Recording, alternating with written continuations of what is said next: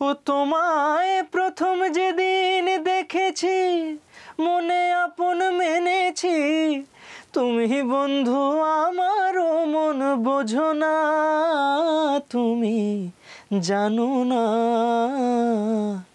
জানো না রে প্রিয়, তুমি মোর জীবনের সাধনা। নমস্কার সকলকে।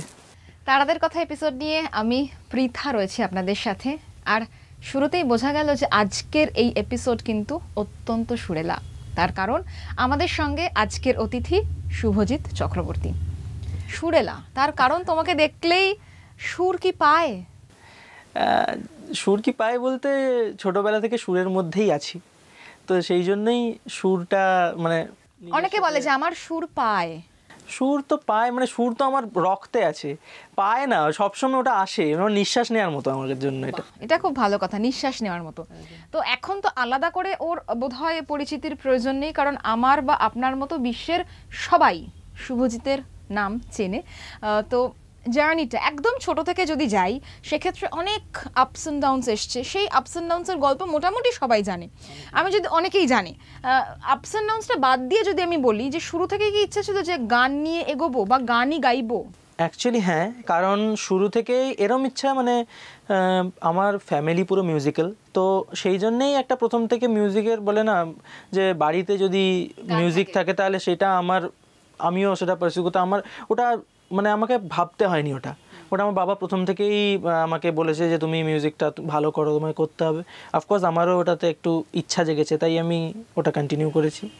এইভাবেই এসছে, ওরমভাবে আলাদা করে কোনোদিনও মানে কি বলবো যে না আমার ইচ্ছা ছিল না বা ইচ্ছা করছে, ওরকম না, প্রথম থেকেই ভেবেছি যে মিউজিকটা নিয়েই আমার লাইফ করব। গানের সঙ্গে পরিচিতি কিভাবে? সাতটা স্বর, সেটা কি বাবার হাত ধরেই? নিশ্চয়ই, একদম পুরোপুরি। একদম শুরুটা হয়তো মনে থাকবে না, কিন্তু তবুও যদি একটু আচ্ছা। একদম শুরুটা বলতে প্রথম দিকে সত্যি আমি খুব বাজে একটা স্টুডেন্ট ছিলাম, এটা আমি মানি।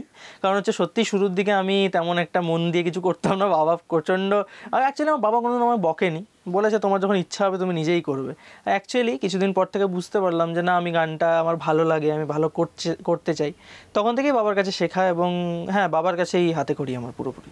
এবং সাত সুর, যেটা সাতটা স্বর বা সাতটা সুর, সেটার সঙ্গে পরিচিতি বাবার হাত ধরেই। কিভাবে শুরুটা হয়েছিল, মানে যখন বুঝলে যে আমি গানটা গাইতে পারবো, আমি গানটা আমার ভালো লাগছে আমাকে? দেখো, আমি যেরকমভাবে গান শিখেছি পুরোপুরি বলতে গেলে যে এরকম মানে একটা ঘরানার ক্লাসিক্যাল মিউজিক, সেইভাবে পুরোপুরি না। আমার বাবা একজন ক্লাসিক্যাল শিক্ষক, উনি গান শেখান বাচ্চাদের, তো আমি সেইভাবে হয়তো খুব ভালোভাবে শিখিনি, বাট যতটুকু শিখেছি ওনার কাছেই, এবং তার বাদেও যদি কিছু শিখে থাকি সেটা হচ্ছে ইন্টারনেট, নানা বলিউড মুভিজের গান থেকে, নানা এই যে ইউটিউবে গান শুনে শুনে। এবারে আমি যত ধরনের হিন্দি গান করি, সব করি, ওগুলো সব আমি ইউটিউব থেকে পারসিউ করেছি। আমি ওরমভাবে মানে আলাদা করে কারোর কাছে শেখা এইভাবে কিন্তু করিনি, আমি নিজের থেকেই প্রিপেয়ার করেছি এবং চেষ্টা করেছি যে যতটা ভালোভাবে গাওয়া যায়, এবং মানুষের পছন্দ হচ্ছে সেটাও আমার কাছে খুব গর্বের বিষয়। পছন্দ হওয়াটা তো এখন তো এটাকে বজায় রাখাটা বড় চ্যালেঞ্জ, একদম অনেক বড় চ্যালেঞ্জ, অনেক বড়। আরেকটা হচ্ছে শিখতে হয়। তোমাদের যদি আমি বলি যে একই মঞ্চে প্রিয়াংশুও গিয়েছে, প্রিয়াংশুর সাথেও আমাদের আড্ডা হয়েছে, ও যেরকম শেখেনি, তোমার কিন্তু রক্তে ছিল, তোমার বংশে ছিল, তো সেই জায়গায় দাঁড়িয়ে অ্যাকচুয়ালি ব্যাপারটা কি, প্রিয়াংশুরও রক্তে গান আছে, তাই ওর গান, ও না শিখে ওর গান হচ্ছে, এটাই তো মানে ভগবান বলে যে মা সরস্বতী সবার গলায় বসে না, এবং যাদের গলায় বসে সেটাই তারা খুব লাকি হয়, এবং নিজেকে আমি সত্যি খুব লাকি মনে করি যে মিউজিকের মতো এত একটা পিওর জিনিস তার সাথে আমি আমার লাইফটাকে মানে গড়তে পেরেছি, তো অফকোর্স নিজেকে অনেক লাকি মনে হয়। এবং হ্যাঁ, গানটা জেনেটিক্সেও থাকা জরুরি, প্লাস গানটা আপনাকে শেখাটাও তোমাদের খুব জরুরি, কারণ শিখলে ওই বলে না যে একটা নিভটা তৈরি হয়, তো সেটার জন্য অফকোর্স শেখাটা ভীষণ দরকার বলে আমার তো ভিত, কারণ কিছুদিন যতদিন গলা থাকছে, যতদিন চলছে, যতদিন কোনো সমস্যা আসছে না ততদিন ঠিক আছে, বাট তারপরে কিছু কিছু সমস্যা আসতে থাকে, সেগুলো কাটিয়ে যাওয়ার জন্য একটুখানি ভোকাল ট্রেনিং তো দরকারি একটু, এবং সেই ভোকাল ট্রেনিংটা সারা জীবন, সাধনাটা সারা জীবন থাকে এবং চালিয়ে যেতে হবে, এবং ওটা হেল্প করবে, অনেক অনেক হেল্প করবে। এটা গানে যাই এবার ছোট্ট করে। কিরকম ধরনের গান তুমি শুনতে যা চাও বলো? তুমি তো ইচ্ছা অনেক গান তোমার। শুনেছো। অনেক গান শুনেছি, আর আমার সব ধরনের গান শুনতে পছন্দ করে। আমার শিওর যে আমার দর্শকরাও সব ধরনের গান শুনবে। তোমার যা ইচ্ছা করছো তুমি সেটাই গাইবে। আচ্ছা, এই যে আমি প্রথমে শুরু করলাম একটি লোকসঙ্গীত দিয়ে, তো সেটার সাথেই একটা গান গেয়েছিলাম, মানে পাঞ্চ করে। হ্যাঁ একদম। ওটার সাথে ছিল তেরে নैना तेरे नैना तेरे नैना रे, तेरे नैना तेरे नैना तेरे नैना रे, नैनों की चाल है मखमली हाल है, नीची पलकों से बदले समा, रब की नेमत है तेरी निगाहें, जिनमें बसती है उसकी दुआएं, ओ ऐसे नैनों की बातों में कोई क्यों ना आए, हो तेरे नैना तेरे नैना तेरे नैना रे, तेरे नैना तेरे नैना तेरे नैना रे। क्या बात। কিভাবে এন্ট্রিটা হলো, মানে আগে কি কখনো কম্পিটিশন? এটা তো একটা বড় মঞ্চ, কিন্তু ছোট ছোট আমরা যেটা করি ছোটবেলায় যে কোনো ধরনের ছোট ছোট কম্পিটিশনে যাওয়া, সেখান থেকে প্রাইজ পাওয়া, সেটা আমাদের কাছে একটা বড় প্রাপ্তি হয়। তো এইরকম কিছু মনে আছে বা এরকম কোথাও যাওয়া আমি আমার হয়েছিল? স্কুলে গান করেছি, আমাদের স্কুলের যে কোনো সাংস্কৃতিক অনুষ্ঠানে আমি একটু গান করেছি। আমি খুব শাই ছিলাম আগে, গান করতে খুব, মানে কি গান করব সবার সামনে কি করে গাইবো, এতজন লোক থাকবে, এত কে কিরম কমেন্ট করবে, এগুলো তো খুব ভয় পেতাম। তারপর আমার লাইফে এসেছিল একটা রিয়েলিটি শো, যেটা ওই 2021-22-এ, সেটা অনেকেই জানেন, আমি নাম নিতে পারি? তো সেটা সুপার সিঙ্গার সিজন 3। তো সেখানে সিজন 3-তে আমি ছিলাম। তো সেটার থেকেই অনেকের কাছে পরিচিত হই এবং অনেক ভালোবাসা পাই মানুষের। এবং এখন তো এইটা আইডল বলতে গেলে মানে ইন্ডিয়ার সব থেকে বড় মঞ্চ ইন্ডিয়ান আইডল, মানে বলতে গেলে যারা মিউজিক তাদের কাছে স্বপ্নে, যারা মিউজিক করে তাদের কাছে স্বপ্নের মতো। এবং সেই স্বপ্নটা আমার পূরণ হয়েছে, এটা আমার কাছে অনেক বড়। এই স্বপ্নটা পূরণ করার জন্য কি কি করতে হয়েছিল? স্বপ্নটা পূরণ একটা করে তো বলা যায় না, অনেক কিছু। কারণ মানে এই প্রসেসটা শুরু হয়েছিল, মানে তুমি ভেবেছিলে কবে যে আমার যেতে হবে? মানে একটা তো মানুষের গোল থাকে। নিশ্চয়ই, আমি যখন ছোটবেলা থেকেই আমার ফ্যামিলি দেখতো ওই শোটা, কারণ আমার বাবা মা, আমি বসে ওই টিভির পর্দায় দেখেছি অনেক। আমার ফেভারিট গায়করা আছে তার মধ্যে বলতে গেলে অনেকেই, যেমন সালমান আলী, যাদের সিজনটা খুব ফেমাস হয়েছিল, এবং ওই সিজনটা হ্যাঁ ওটা খুব ভাইরাল হয়েছিল। তারপরে পবনদীপ, অরুণিতা, ওদের সিজনটা খুব ভাইরাল হয়েছিল। তো সেই ধরনের দেখতে গেলে আমি খুব মানে তখন থেকেই দেখাটা শুরু করেছি। তার আগে থেকে শুরু করেছি অতটা মনে নেই, বাট সালমান ভাইদের সিজন থেকে আমি ঠিকঠাক করে দেখা শুরু করেছি, না এই স্টেজটাতে আমাকে যেতেই হবে। মানে এরকম একটা ছিল যে এরা এত সুন্দর। হ্যাঁ হ্যাঁ, আমি তো এখনো পড়াশোনা করছি। এখনো না মানে সেই সঙ্গে তাল মিলিয়ে এইটা দেখা, এবং এটা একটা বড় চ্যালেঞ্জ না? পড়াশোনাও করছি প্লাস আমি গান বাজনা। অ্যাকচুয়ালি আমার পড়াশোনাটা কখনই গান বাজনার দিকে আমার রুকাওয়াট করেনি, কারণ আমার বাবা মা বলতো আগে তুমি গান বাজনা করো তারপরে দেখা যাবে, কারণ ওনাদের কাছে প্রায়োরিটি 1 নম্বরে গান, তারপরে তুমি লাইফে যা ইচ্ছা করছো করো, সেটা কোনো অসুবিধা নেই। তো ওই টাইমে মনে হতো যে না, একটা এত বাহবা পাচ্ছে, এত সবাই এত ভালোবাসছে, এত কিছু, তো এই জায়গাটায় গেলে মনে হয় আমারও খুব ভালো লাগতে পারে এবং সবাই এত ভালোবাসবে, এত সবাই চিনবে জানবে। তখন থেকে একটা মানে জেদও বলতে পারি প্লাস ইচ্ছাও ছিল যে এখানে যাব, এবং এখন হয়েছে সেটাই, মানে কি বলবো, অফকোর্স অনেকের তার মধ্যে অবদান আছে এবং অনেকটাই লড়াই করে অতদূর পৌঁছাতে হয়েছে। থ্যাংক ইউ ভগবানকেও, কারণ পাশে থেকেছে সব সময়। কিন্তু এখানে পৌঁছানোর জন্য তো নিজের অনেকটা সাধনার দরকার। যখন থেকে তুমি ভাবলে আমাকে যেতে হবে, যখন থেকে তুমি প্রসেসটা শুরু করলে, কি কি ধরনের জীবনে, মানে পড়াশোনার পাশাপাশি জীবনের প্রতিটা পদক্ষেপেও তো আমাকে পরিবর্তন করতে করতে যেতে হয়েছে, কারণ সাধনা বাড়াতে হয়েছে, গানের প্রতি অনেকটা বেশি সময় দিতে হয়েছে। সেই জার্নিটা কেমন ছিল? সময় মানে কি, আমি চেষ্টা করেছি যে যেটা সবাই করছে সেই জিনিসটাই যদি আমি করি তো সেটাতে কোনো কৃতিত্ব নেই, এবং যে আমার লাভ হবে বলে আমি মনে করতাম না। সবাই এক ধরনের গান গাইছে, আমি সেম জিনিসটা যদি করি, ওটা অলরেডি ট্রেন্ড, আমার গানটা সবাই কেন আলাদা করে শুনবে? আমি চেয়েছি যে কিছু একটা আলাদা করতে, যেটাতে মানুষজন আমাকে আলাদাভাবে চিনবে, যে এই ছেলেটা এই জিনিসটা করে, তো আমি সেটা ওই জন্য তাকে চিনি।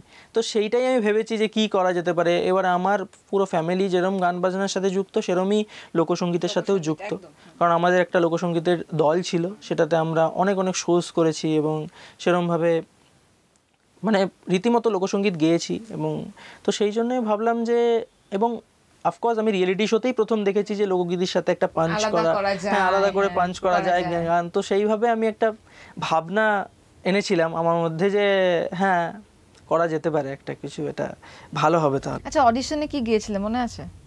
একটু করো না। ভাই এটা মনে থাকবে না? এটা তো মানে এটা তো খুবই জীবনের, হ্যাঁ। জীবনে এটা কি সবথেকে মানে বড়। প্রথম একদম ফার্স্ট রাউন্ডে কি গিয়েছিলে? একদম ফার্স্ট রাউন্ডে আমি গিয়েছিলাম দাগাবাজ রে, যেটা মানে হিন্দি গানটা দাগাবাজ রে দাবাং ফিল্ম থেকে, এবং যেটা লোকসঙ্গীত ছিল অ্যাকচুয়ালি, এটার পেছনে একটা কাহিনীও আছে সেটা আমি বলবো। আর লোকসঙ্গীত ছিল হচ্ছে ছেড়ে দিলে সোনার গো। আগে এই গানটা শুনি তারপর কাহিনী শুনবো। হ্যাঁ। ওরে ছেড়ে দিলে সোনার গৌর আমি আর তো পাবো না, ছেড়ে দেব না, তোমায় হৃদ মাঝারে রাখিব, ছেড়ে দেব না, আমার হৃদয় মাঝে রাখিব, ছেড়ে দেব না, ছেড়ে দিলে সোনার গৌর আর তো পাবো না, ছেড়ে দিলে সোনার গৌর আর তো পাবো না, না না ছেড়ে দেব না, তোমায় হৃদ মাঝারে রাখিব, ছেড়ে দেব না, ও তোরে নয়না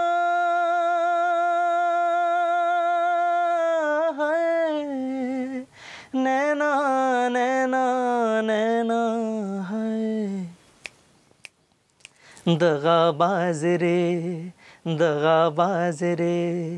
तोरे नैना बड़े दगाबाज रे, कल मिले हाँ कल मिले हाय कल मिले जी हमको भूल गए आज रे, दगाबाज रे हाय दगाबाज रे তোরে নैना বড়ে দগাবাজ রে। এই গানটাই ছিল। এবং কাহিনীটা একটু শুনি। কাহিনী বলতে তেরম মানে সেরকম বিশাল কিছু না। যখন আমাদেরকে এই মানে এই অডিশন রাউন্ডটা গাওয়ার আগে যখন আমরা মুম্বাইতে গেছিলাম, তো সেখানে একটা গ্রুমিং রাউন্ড মানে গ্রুমিং হয় এবং ওখানে আমাদের গানগুলো শোনা হয় এবং তারপরে অডিশন রাউন্ডে গাওয়া হয়ে থাকে। সো সেই টাইমে আমি এটার সাথে একটা অন্য ফোক অ্যাড করেছিলাম। আচ্ছা, সেটা কি ছিল? তো সেটা ছিল একটা মানে সেটা এমন একটা গান ছিল যেটা আই থিঙ্ক মানে কপিরাইট বা কোনো ধরনের ইয়ের জন্য মানে স্ট্রাইক ইস্যুর জন্য ওটা দেয়া হয়নি। এবারে আমাকে ইনস্ট্যান্ট একদিনের মধ্যে ওটাতে চেঞ্জ করতে হয়েছিল। তো এবারে অডিশনের গান এতদিন ধরে প্রিপেয়ার করছি, এবারে একটা মাইন্ডসেট থাকে, এবার মাইন্ডসেটটা চেঞ্জ করে, এটা কিন্তু আমি ফার্স্ট টাইম বলছি, এটা আমি কিন্তু কেউ কোথাও জানেনি, এটা আমি ফার্স্ট টাইম বললাম। মানে এটা আমার আগে থেকে মানে ভাবতে পারিনি যে এইভাবে হঠাৎ করে আমার মাইন্ডসেট এভাবে চেঞ্জ করতে হবে। তো সেইভাবেই আমি চেঞ্জ করেছিলাম এবং ছেড়ে দিলে সোনার গৌর এই গানটা অ্যাড করেছিলাম। তো ওই গানটা ছিল হচ্ছে ওই যদি দেখার ইচ্ছা হয় তোমার নিঠুর মনে লয়, কালিন্দির ঘাটে আইসো দুপুরের সময়, আমি জল ভরিবার ছল করিয়া দেখব নয়ন ভরিয়া, জল ভরিবার আমি জল ভরিবার ছল করিয়া দেখব নয়ন ভরিয়া, ও তোরে নैना। এইভাবে অ্যাড করেছিলাম। তো কোনো কারণে হয়নি, বাট এটা ভালো লাগছে যে তখন হয়নি, বাট তারপরেও যে গানটা গেয়েছি সেটাও খুব হিট করেছে এবং সবার খুব ভালো লেগেছে। এবং সব থেকে বোধহয় মনে রাখার মতো মুহূর্ত হচ্ছে শ্রেয়া ঘোষালের সাথে গলা মেলানো, তাই তো? ওই ফার্স্ট ডেতে আমি ভাবতে পারিনি, আমি এটা স্বপ্নের মতো ছিল এবং আমি জানি না এখনও মনে হয় স্বপ্ন, এখনও চিমটি কাটলে মনে হয় স্বপ্নই দেখেছি হয়তো, মানে এরকম একটা ফিলিং আমার। মানে সেই টাইমটার জন্য এতটাই ব্ল্যাঙ্ক ছিলাম যে ওই মুহূর্তটা আমি কি করছিলাম আমার এখন মনে নেই, মানে ওইটুকু শুধু গাইছিলাম এইটুকুই হয়তো মনে আছে, বাট সেই মানে ওই মুহূর্তটা গাওয়াটাও তো তোমাকে পারফেক্ট গাইতে হবে, পিচ পারফেক্ট, সবটা পারফেক্ট করতে হবে। মানে একে তো ওনার মতো ব্যক্তিত্ব পাশে, তিনি তার সাথে তুমি গলা মেলাচ্ছ, তারপর তোমায় পুরোটা মানে 1 থেকে 10 অবধি তুমি যতটা করছো পুরোটা তোমাকে পারফেক্ট, মানে এটা বড় ব্যাপার, বড় চ্যালেঞ্জ। এবং মানে চ্যালেঞ্জ বলতে কি মানে ওরা মানে ওই মুহূর্তটা মানে ভাষায় প্রকাশ করা যায় না। এক তো যাকে শুনে শুনে বড় হয়েছি, বলতে গেলে যে আমার আইডল, সে সামনে বসে, তার সাথে আরও দুজন মানুষ এমন যারা মানে একটা বড় সড়ো নাম, বিশাল স্যার এবং বাদশা স্যার, দুজনে এত বড় নাম, তাদের সামনে বসে এবং এরম ধরনের মানে তারা সামনে বসে আমি এইভাবে গাওয়া, সত্যি সেই টাইমটা যে আমি পেরিয়েছি সেটাই ভাবছি। তবে যত আগে আগে এপিসোড পেরিয়ে গেছে এবং আস্তে আস্তে আস্তে আস্তে যখন ইউজ টু হয়েছে ব্যাপারগুলো নিয়ে, তখন ওনারা এত সুইট, এত হাম্বেল, এত ভালো এবং এত মানে পুরো সুইট হার্ট, এত ভালো মানুষজন যে মানে এটা যদি পরে সত্যি জানতাম তাহলে কিন্তু আমি এত টেনশন হতো ভয় পেতাম না। মানে তাহলে কি ভয় না পেলে কি শুভজিতের পারফরম্যান্স আরো আরো, কারণ ভালো তো কোনো শেষ হয় না, আরো ভালো আর ভালো বলতে ভয় না পেলে একটা কি একটা মানে কি বলবো যে একটা যা ইচ্ছা করতে পারবো এরকম একটা থেকে, তবে একটু ভয় থাকাটা জরুরি। কারণ হচ্ছে ভয়টা থাকলে জিনিসটা ঠিক করার ইচ্ছাটা থাকে, যখন ভয় থাকে না কেয়ারলেস জিনিসটা একটুখানি খারাপের দিকেই যায়। কেয়ারলেস জিনিসটা থাকা উচিত না, একটু ভয় থাকলে ভালো। আচ্ছা, যত এগিয়েছে তত তুমি বলছো বিষয়টা ইজি হয়েছে, কিন্তু ফার্স্ট হতে হবে, সেকেন্ড সবাই চাই আমরা প্রথম যাব, ঠিক আছে, সেই তো একটা চাপ ছিল, সেই চাপটা কি মানে এনজয়ও করেছো, ফ্যামিলিও হয়ে গেছিল, বন্ধু বান্ধবও ছিল, সবটা মিলিয়েও বলছি, শেষে গিয়ে ওই ট্রফিটা আমার হাতেই আসবে, এইটা তো একটা এটা ব্যাপারটা হচ্ছে আমরা গেছি একটা কম্পিটিশনে, বাট কম্পিটিশনটা শুধুমাত্র একটা যে পার্টিসিপেন্ট আমাদের কো পার্টিসিপেন্ট আছে বা আমাদের জাজেসদের সামনে গাইতে হবে এরকম কিছু ব্যাপার না। ব্যাপারটা হচ্ছে কি না, আমি আগের দিন যে পারফর্মটা করেছি সেটার থেকে যদি না এবারে ভালো করি তখন আমার ওটা একটা লেভেলটা একটু লো হয়ে গেল। তো আমি আমাকে হারাতে যতদিন না পারবো ততদিন কিন্তু এইটা সাকসেসফুল আমি হতে পারবো না। তো আমাকে নিজেকে হারাতে হবে, আমি আগের দিনের পারফরমেন্সটা যেরকম করেছি তার পরেরটা যেন বেস্ট হয়, তাহলে তারপরটা আর একটু ভালো হবে, তারপরটা এরকমভাবে কোনো যেন ইচ্ছাটা করা উচিত না। আমি ওর সাথে লড়ছি, এটা করাটা খুবই বোকামো, কারণ করে লাভ নেই, কারণ ওর একটা আলাদা জনার, ওর একটা আলাদা গলা, হয়তো কারোর ওর গানটা ভালো লাগতে পারে, কারোর আমার গানটা ভালো লাগতে পারে, তাই আমি নিজেরটাই ভালো করি যেন দুজনেরই আমার গানটা ভালো লাগে, তো সেইটাই ভাবি। প্রচুর গল্প, কিন্তু শ্রেয়া ঘোষালের সাথে গলা মেলানোটা যেরকম একটা মানে কোট আনকোট তুমি বলো যে খুব মেমোরেবল ছিল, ভালো ছিল, এটা মানে চিমটি কাটলেও এখন বিশ্বাস হয় না, এরকম তো প্রচুর ভালো লাগার মুহূর্ত তৈরি হয়েছে, প্রচুর। যেমন খারাপ, হ্যাঁ বলো, আগে ভালো লাগাটা শুনি। ভালো লাগার আরও এক দুটো আমার এখনো পর্যন্ত মনে হয়, সেটা হচ্ছে থিয়েটার্সে মানে হয়তো আমি একমাত্র পার্টিসিপেন্ট যার কাছে প্ল্যাটিনাম মাইকটা এনে দেওয়া হয়, মানে 3 জন জাজেস ছিলেন, বাদশাহ স্যার ওদিন ওখানে ছিলেন না, তবে নীতি ম্যাম ছিলেন। তো উনি জাস্ট মানে গান শেষ হওয়ার আগেই সবাই উঠে দাঁড়িয়ে রীতিমতো এনজয় করছিল, এবং ওই প্ল্যাটিনাম মাইকটা নিয়ে স্টেজে এসে আমাকে দিয়েছিল যে ইউ ডিজার্ভ ইট। তো ওইটা একটা খুব মেমোরেবল মোমেন্ট ছিল আমার জন্য। এরকম অনেক মোমেন্ট আছে, তো সেগুলো মানে মনে করতে গেলে এখন একটার পর একটা বলেই যাবো আমি। এতদিন বাড়ি ছাড়া, মানে খড়গপুরে তুমি বড় হয়েছো, ছিলে, বাবা মা সবাই, কষ্ট হতো প্রথম গিয়ে? খারাপ লাগতো নাকি ওই একটা ঘোর যে আমি এখানে এসেছি, আমাকে অ্যাচিভ করতে হবে? একটা কথা কি, আমি ওখানে যখন গেছি আমি খুবই মেন্টালি প্রিপেয়ার্ড ভাবেই গেছিলাম, কারণ হচ্ছে এরম কথা নয়, আমি জানতাম যে যদি অডিশনস ক্র্যাক করে নিই তাহলে আশা করছি যে এইটুকু তো জাজেসদের আমার গলাটা পছন্দ হয়েছে যে আমাকে আরেকটু এগিয়ে নিয়ে যাবে। তো সেই অডিশনসটুকুটাই টেনশন ছিল যে একটু যদি সিলেক্ট হব কি, বা আমাকে কি এখানে থাকতে হবে নাকি আমি ফিরে যেতে হবে। বাট ওই টাইমটা যখন পেরিয়ে গেছি তখন ভেবে নিয়েছি যে না, এবারে তো আর ছাড়া যাবে না, হালটা ছাড়া যাবে না, এবারে যতটুকু পেয়েছি এবারে নিজের ওপরে, এবারে আমাকে ভালো করে যেতে হবে। তো এইটাই আশা রেখেছি, এবং বাড়ির লোককেও অফকোর্স বুঝিয়েছি যে ঠিক আছে একটুখানি শোয়ে নাও কদিন, তারপরে গিয়ে তো সেই দেখাই হবে। হ্যাঁ। কি গান মনে পড়ছে এখন, মানে ওই মোমেন্টটা যেদিন প্ল্যাটিনাম, সেই দিন কি গিয়েছিলে সেই গানটা? ওই গানটা হচ্ছে মানে ওই গানটাও সত্যি একটা খুব আমার জন্য মানে মেমোরেবল গান, কারণ ওইটা মানে বলতে গেলে ওই টাইমে সব থেকে ট্রেন্ডিং গান ছিল, এবং সব থেকে মানে আমার গলায় পছন্দ করা সব থেকে মানে দর্শক পছন্দ করেছে ওই গানটা সব থেকে বেশি, প্রচুর মানে ওই ভাইরাল, আবারও বলি ট্রেন্ডিং ভাইরাল হয়ে গেছিল সত্যি। তো ওই গানটা ছিল হচ্ছে সুরিলি আঁখিও বালে, এবং ওটার সাথে আমি আমায় ডুবাইলি রে, যেটা লোকগীতি একটি ভাটিয়ালি গান, তো সেটা আমি অ্যাড করেছিলাম। একটু শুনি, মানে ওই মঞ্চে শোনা আর এখানে শোনার মধ্যে অনেক পার্থক্য আছে, তো সামনে যখন পেয়েছি আমরা একটু করে শুনি।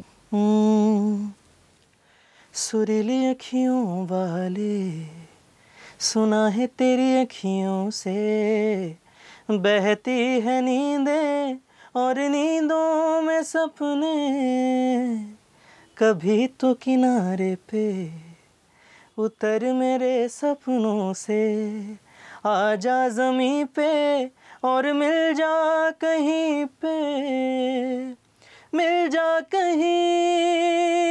समय से परे तू भी अखियों से कभी मेरी अखियों की सुन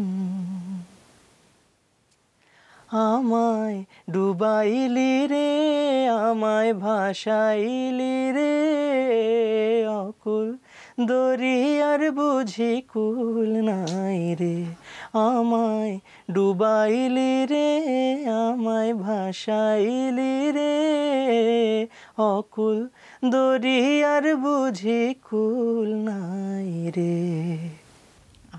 আচ্ছা, এই যে সবাই বলে যে কম্পিটিশন, প্রতিযোগিতা, সেখানে একে অপরের সঙ্গে তো লড়াই আছে, কিন্তু সেটা হেলদি কম্পিটিশন হলে ভালো। এখানে আমরা যেটা দেখেছিলাম খুব বন্ধুত্বপূর্ণ একটা পরিবেশ, সবাই ভাই বোন বন্ধু সবাই সবার মতো, কিন্তু দিনের শেষে কি কোথাও মনে হতো যে, যেটা তুমি বললে খুব বড় একটা কথা, লড়াইটা অন্যজনের সঙ্গে নয়, লড়াইটা আমার সঙ্গে, কিন্তু তবুও মঞ্চটা তো একটা বড় মঞ্চ, সেখানে শেষ অবধি যাওয়া, এবং যেহেতু তুমি একদম শেষ অবধি গেছো, ফার্স্ট রানার আপ হয়েছো, সেই পালসটা কেমন ছিল? পালস স্যার কথাটা তুললে, যখন একটাই টাইমে শুধু আমাদের পালসটা একটুখানি, আমার না, এটা অনেকের কাছ থেকে এটা আমি এক্সপিরিয়েন্সটা পেয়েছি, যে যখন একটা গান আমরা শুরু করছি, যে কোনো এপিসোডের যে কোনো গান হতে পারে, সেই গানটা যখন আমরা শুরু করছি, তখন এমনি নর্মালি একটা সেট আপ হতো, সেট আপের পরে সেই গানটা টাইমটা শুরু করার সময় যখন জাস্ট লাইটস থাকতো, পুরো চারিদিকটা একদম নিস্তব্ধ, এবং সেই টাইমে যখন ওই আমাদের ব্যান্ড যখন একটা ক্লিক দিত, টিক টিক টিক, এই 4-5টা ক্লিকের টাইমটাতেই সত্যি মানে একদম ওই টাইমটাতে যে পালসটা আমাদের কন্ট্রোল করতে হতো, এটাই মেন। এটাই আমি বলবো, যে কোনো স্টেজ, যে কোনো রিয়েলিটি শো এর জন্য যদি কোনো মেন টাইম হয় যেটাতে আমাদের ভয় পাওয়া উচিত, ওই একটা টাইমে। কারণ তারপরে যে প্রথম শ্যুটটা লাগবে, ওটা যদি একটু এদিক ওদিক হয়ে যায়, তখন কিন্তু ওটা পুরো ইমপ্রেশন, তোমার গানের পুরো ইমপ্রেশনটাকে নষ্ট করে। তো ওই ফার্স্ট নোটটা আমাদের সব থেকে ইম্পর্টেন্ট থাকতো, এবং ওই টাইমটা মানে একটু ভেবে চিন্তে কাজ করতে হতো, একদম শ্যুটটা যেন পারফেক্ট লাগে। কি কি করতে না সেই সময়, মানে শুধুই কি গানের, মানে একটা তো প্রসেস থাকে? অ্যাকচুয়ালি ওরকম কিছু না, আমি কিছু ভাবতাম না, যত ভাবতাম তত বাজে গেয়ে ফেলি। আমি ভেবে কোনোদিনও গান করি না, সত্যি বলছি। আমি এর আগে অডিশন 1-2 দিয়েছি, সেই অডিশনে যেগুলো আমি ভেবেছি যে না আমাকে ভেবে আমি ভালো গাইতে হবে, সত্যি সেইগুলোতে পুরো একদম শেষ করে দিয়েছি।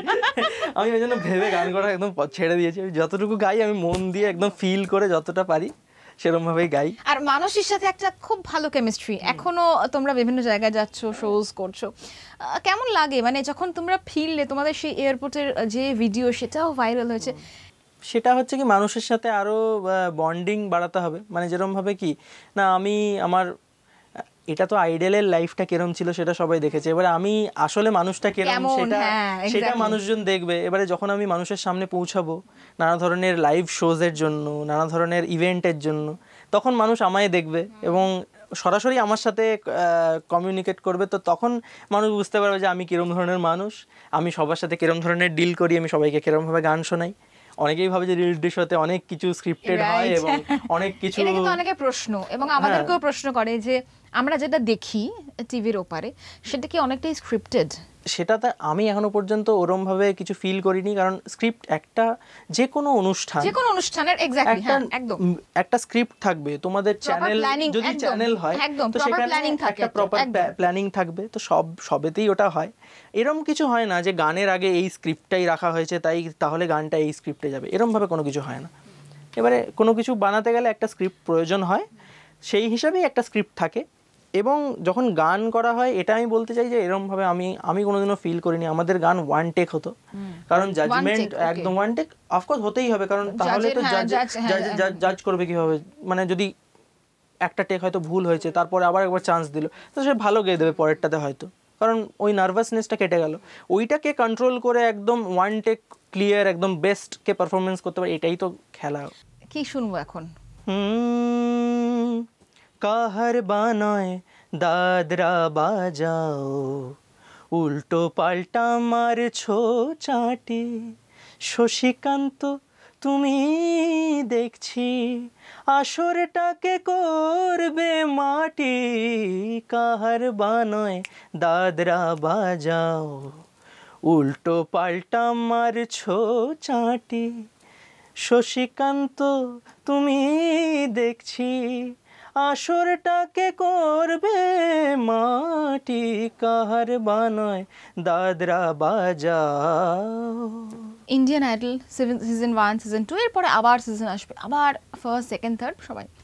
অনেক সময় দেখা গেছে যে যারা আগে খ্যাতি পেয়েছেন তাদের আস্তে আস্তে আস্তে তারা হারিয়ে গেছেন, হয়তো তারা তাদের মতো নিজেদের মতো শোজ করছে, মঞ্চে পারফর্ম করছে, কিন্তু এই যে ফেম যেটা আমরা দেখলাম বা যেটা আমরা চাই, প্রত্যেকটা মানুষই চায়, সেইটা দিয়ে ওটা তো পুরোপুরি নিজের কাজের ওপর ডিপেন্ড করবে। আমি যদি একদম ভেবে নিই যে এখন এইটা হয়ে গেল মানে আমি একদম শিখরে পৌঁছে গেছি এবং এরপরে আমাকে আর কিছু করতে হবে না, আমি জাস্ট এবারে মানুষের কাছে যাব, মানুষ আমাকে চিনে যাবে, সেরকম করলে কিন্তু সত্যিই হবে না।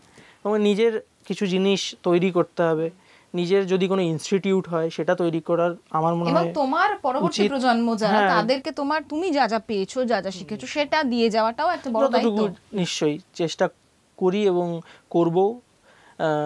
সেইভাবেই মানে কি নিজস্ব কিছু জিনিস তোমাকে তৈরি করতে হবে, নিজের আইডেন্টিটি না বানালে এই রিয়েলিটি শোর আইডেন্টিটি সত্যি খুবই ক্ষণস্থায়ী, কিছুদিন থাকে এবং তারপরে আস্তে আস্তে নতুন মুখ, নতুন নাম, নতুন আওয়াজ মানুষের আরো পছন্দ হবে হয়তো।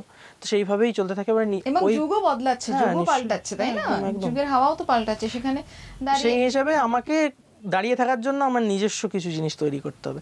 সেটা নিশ্চয়ই নিজস্ব অরিজিনালস হতে পারে, বা হয়তো যদি মানে কোনো মুভিতে আমি আমার গলাটা দিতে, মানে কোনো হিরো ভয়েসে আমি আমার গলা দিতে পারি কোন প্লেব্যাকের জন্য, তো সেগুলো করাটা। আপকামিং প্ল্যানিং কি আছে, মানে কি কি রয়েছে? সেটা তো আস্তে আস্তে এবার টাইমের সাথেই সেটা সবাই ইনস্টিটিউশন খোলা বা কিছু এরকম একাডেমি এখনো পর্যন্ত সেরম ভাবে আমি খুব বড় ভাবে কিছু ভাবছি না, বাট আস্তে আস্তে নিশ্চয়ই আমি যেটাই হবে দর্শক সকলেই জানতে পারবেন। এবং হ্যাঁ, আমি তো চাইবই যে এর আগে আরো নতুন নতুন প্রজেক্টে কাজ করি, তো সেটাই আশা করছি যে যদি ভগবান চায় নিশ্চয়ই হবে।